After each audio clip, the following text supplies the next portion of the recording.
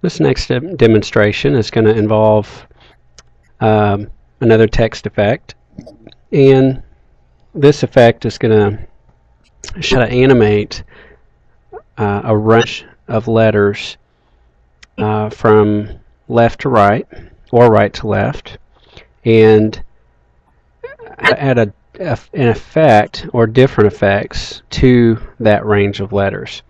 So you can have an effect gradually crawl from left to right across the object or across the line of text, or you could have it go from right to left. So we're going to just jump right in here and get started. We're going to go to New, Text, and I'm going to call this After Effects. And we're going to move it to the left inside the screen. And if you go down to your text tools, you can go to Animate, and we're going to add Scale. Now, the scale, you see, is going to, if we adjust the scale, it's going to affect everything at once. However, we've got this range selector right here. If we click on the range selector, then you see there's lines here that are going to move from left to right as we drag this from 0 to 100. So if I move this to 50 and I adjust my scale, it's only going to affect whatever is in this range.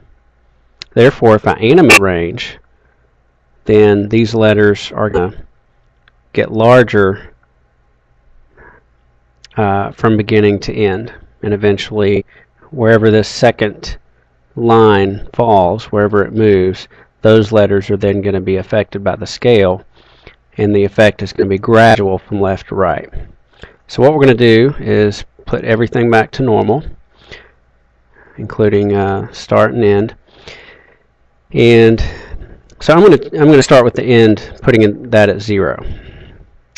I'm going to go to about the 10 frame mark. Give ourselves a little cushion of time there. Actually, we'll go to about 15. And I'm going to click on End, and that's going to put my keyframe at frame 15. I'm going to go to frame to the 1 second mark, and I'm going to drag this to the right, and that's going to animate that going from left to right. Now, if I go to Scale, and I just before I turn on my stopwatch, I'm going to ramp this up very high. You see right there, it's gonna be huge. I'm gonna go 300.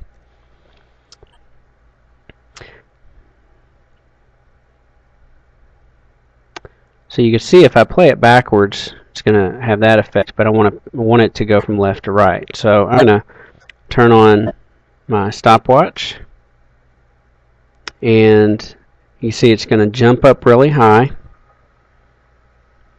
from the get-go, and I'm gonna go to the end. I'm going to shift drag to where it snaps to that last keyframe. I'm going to change this to 100, and you can see now the effect is going to be,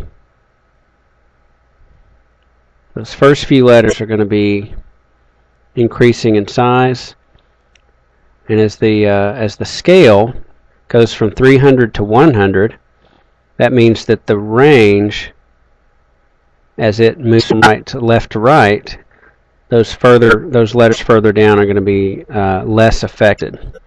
The A gets pretty large. You see the E in after is shorter, and then ECT, you see right there, is short because it's getting the tail end of the scale effect.